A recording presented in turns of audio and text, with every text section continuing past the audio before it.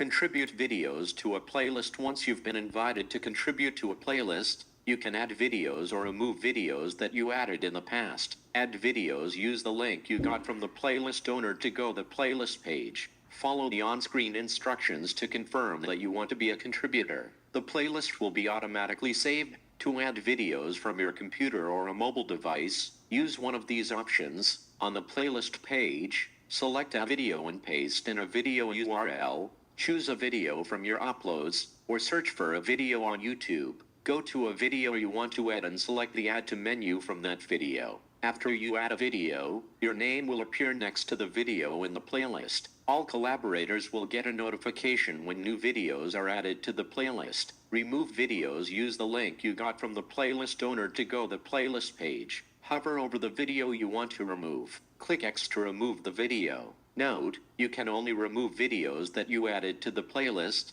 not other collaborators' additions. Open up a new browser and paste the playlist link. Click on Add Videos. You can search for your video.